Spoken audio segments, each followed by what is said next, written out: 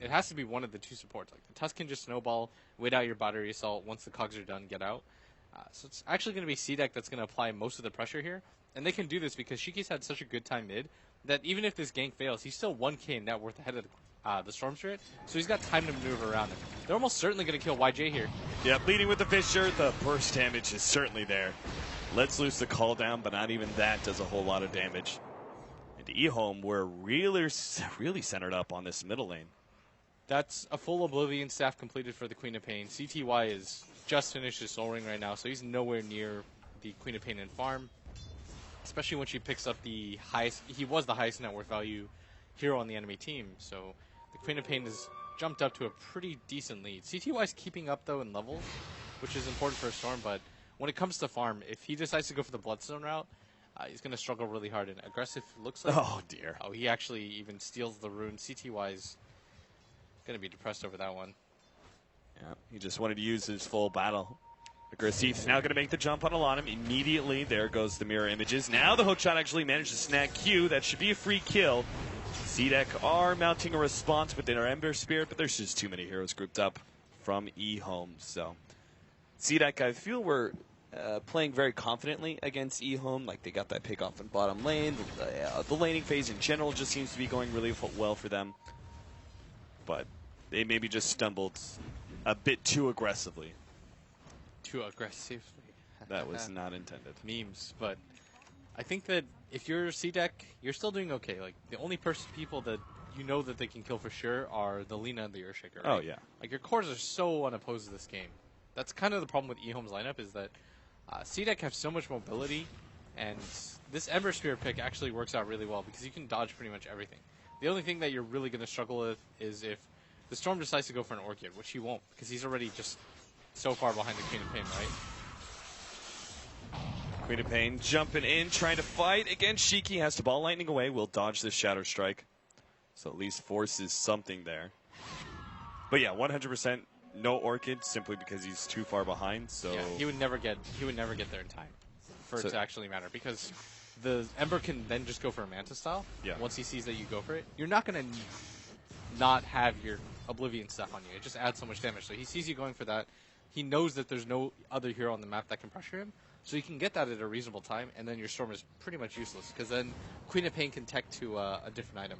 Like, she can just go for a Yule Scepter. Okay. If you go for that. Whereas it's much less efficient for the Storm to go for a Yule Scepter. It just doesn't help him enough. Like, the Queen of Pain can refresh the blink timing and be the most mobile hero on the map using a Yule Scepter, but what does it really do for a Storm Spirit? It's just too defensive of an item. So you go for the Bloodstone, and it's like a lose-lose situation, but at least you can suicide if she goes on you and has to burst everything on you. Right. Hopefully prevent this Queen of Pain from snowballing a bit too much. Though she's already level 10, and we'll have that second Oblivion staff coming in soon. RTK, they're going to try and blow him up. Nice cogs that pushes back. The Winter's Curse is there to control Aggressive, but TP out. He's going to be pulled in by CTY. Not really worth it there for C-Deck. Once again, they try and get aggressive in the middle lane and try and force some sort of kill or something. And I.M.O. just like immediately showcase, hey, we've got 4+ heroes here. Yeah, and he had Magic 6 charges at the same time. He had enough HP to survive through that. And, that really wasn't worth it. That could have gone a lot worse for C-Deck if they weren't careful. Like the Ember Sphere committed every single one of his Fire Remnants to be able to get that kill. Yeah. Like, he had zero way out of that. He was out of mana. You can't commit that hard to it, especially when you don't have either of the supports to back you up. Like, maybe if the Earthshaker's there with the Fissure right after, potentially you survive, but the way that went, you were 100% dead. Drums is being picked up for our Gyrocopter alongside the phase boots. A ton of movement speed for this carry. Very aggressive build is what we're seeing. With this build, do you go into the BKB immediately and just look to dominate the early to mid game? I think you still go for the SNY. Okay. There's... I'm trying to think right now. Actually, if you have drums, probably BKB first is better. Yeah, I feel like when you go drums, going SNY as well is just maybe too much all-in. Yeah. On the early mid game, you have just too many small stat items. Because what people have to always consider is like SNY and drums together isn't bad at all, but you also have Ring of Aquila. Yeah, and you still want to build towards the late game at some point. Like we saw that in the game where was it C-Deck versus EG? I still liked how C-Deck built their heroes. I think the bigger issue there was just that AUIA destroyed them and their confidence, but the way that their heroes built, I think, was the correct idea. You don't have to all-in commit to the early game like that. Like, Ring of Aquila is really expensive. It's like 1,000 gold, drums is 1,800, so you spend 2,800 gold on an item that you don't want to keep. Yeah. C-Deck done with trying to maybe get a pick off in middle and take that tier 1 tower there, are now going to center up at bottom lane instead. They are getting to a point. Ember Spirit has a Ring of Aquila. I don't think he needs to go drums at this point in time. You could probably just go straight for Battle Fury. Yeah. Especially with the way that C-Deck are looking really good for the laning phase, can probably just afford to sit back and continue to play a bit of a farm game against I.M.O. The only way C-Deck kills Aggressive is if what just happened before happens again. Right. Where he uses all 3 Fire Remnants. Like, as long as he has 1 defensive, 1 place, they would have to Winter's Curse and blow everything on him at the same time. And you can't really do that anymore because the Queen of Pain now has a Orchid. So the beginning of the Queen of Pain's dominance. Move around, kill Gyrocop. I mean, she could kill actually anybody she wants to at this point. Like, there's no core that really feels tanky enough to survive. Maybe Gyro. Maybe. If she has her ult, I think she can kill pretty much anybody. As long as the Gyro doesn't get the Rocket Barrage off first. So it feels like there would be a lot more incentive for I.M.O. to stay grouped up. I think so, but at the same time, you realize you can't deal with those heroes. You have to split up and farm and try to get ahead in other ways, right? Right. But they're so afraid right now. I think they are aware that the smoke is happening. Yeah, they did have a jungle ward. Yeah, C-Deck want to take this fight, but I.M.O, this probably isn't a terrible fight for them if they can get in position. A lot of it's going to come down to the positioning of the Winter Wyvern, and if DDC can make really good use of the Cold Embrace and the Winter's Curse. Like, interestingly enough, he's gone for the Max Splinter Blast build, which I think is pretty unique, right? A lot of people value the Arctic Burn very highly. I think it's about a 50-50 split, especially if you're able to get like the early 2 levels in Arctic Burn, just the slight increase in range. I feel actually makes a very big difference on Winter Wyvern ganking very early on. Yeah. But I would also say, like, I.M.O, the Splinter Blast is the best thing to be able to deal with pushes, right? Because it's just so spammable, great damage, very, very long range. So maybe they're a bit afraid that C-Deck are going to try and take advantage of the early net worth lead that they have to push towers, even though they really don't have a net worth lead at all. C-Deck have actually, over the last course of 5 minutes, have actually kind of dropped their 1,500 gold lead. Gyrocopter farms really quickly. Yeah. So does Storm. They're just more efficient farmers than Queen of Pain and Ember Spirit. Because the Queen of Pain with this Orchid build, it's not the best farming build. Like, you want to get kills with it as much as you can, and they're not able to do so. And at the same time, CTY's only jungling, and he's actually switching back to the Orchid. I like this. Yeah. He realizes that his team is probably going to have to fight at some point, because they have no other ways to kill CTY without... or CTY has no ways to kill them without an Orchid of his own. Because he rolls in, and then what? You get Orchid or stunned up, and you can't really kill anybody? Yeah. Like, you need some lockdown. At the same time, he's also been able to, like, sit back and farm up enough where he's gotten that chunk of gold where he's like, okay, now I can't go for that. RTK is picked up by Shiki. Quick little kill there with the Orchids. I think that's really the first one that Shiki's managed to get. But in the end, it's still an offlaner. You haven't gotten the important cores on the side of I.M.O.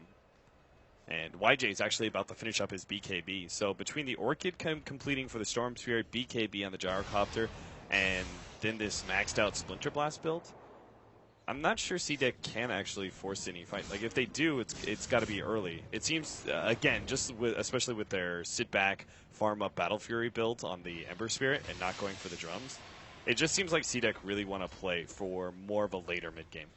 I would agree. The Storm's just finished his Orchid, too.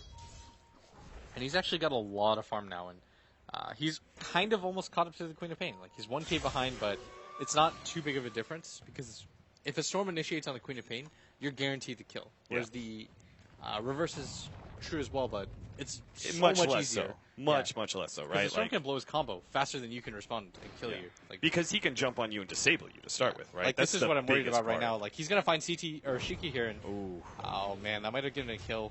Still, they have the clockwork. If they really wanted to, they can make a commitment, but they'd be diving into a Tier 1 tower.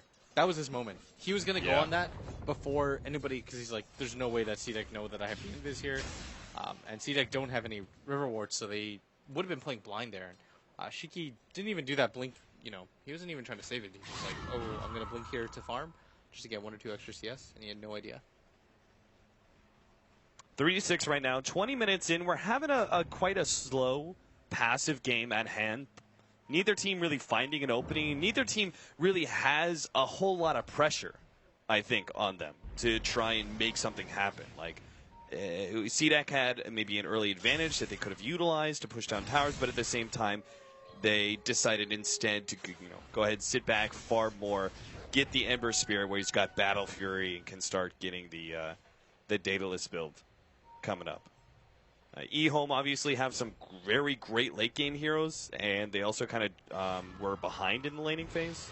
So a lot of incentive, I think, for them to sit back and farm. So when CDEC weren't really putting much pressure on them, I.M.O were like, all right, that's fine. Yeah, We've got the faster farming heroes. You don't force the pace of the game at all. That's Yeah. the main thing we've learned. I feel like that's the main lesson I've learned. Is like, if you're behind, don't just be like, I have to force something. We have to go right now. Just play the objectives, slow the game down. People are they tend to make mistakes. So if you let them, you have a clear game plan, then you're fine. When it comes to late game, it's hard to really determine who is the better late game. I think when it comes to offlaners, the clockwork is going to be less useful than the Tusk. But the Lina is definitely going to be less useful than the Winter Wyvern. And the Naga has a lot of potential for the late game, as we've seen before. So both teams are going to feel relatively comfortable right now, but CDEC are definitely in a type of period where they don't want to blow any sort of lead. Because CTY is definitely that type of player that just runs with it. Yeah.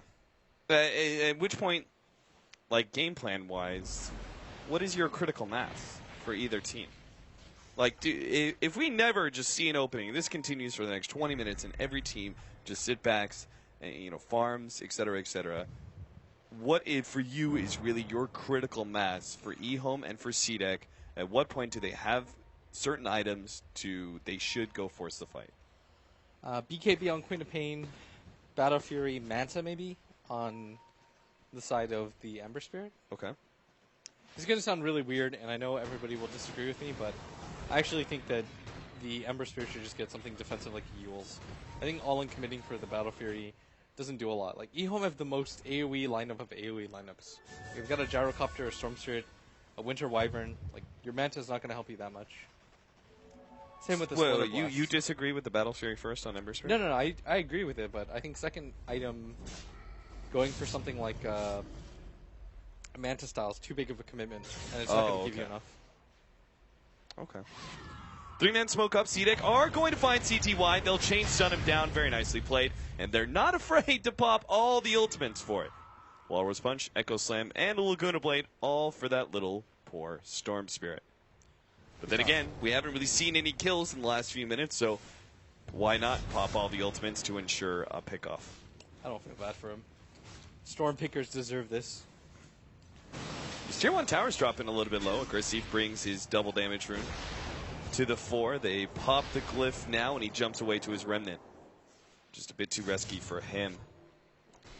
Go, Naga Siren Illusion. He tried. He almost got the deny off. YJ gets the last hit on it, so they do get the deny, and they managed to gank the Storm, but CDEC, I think the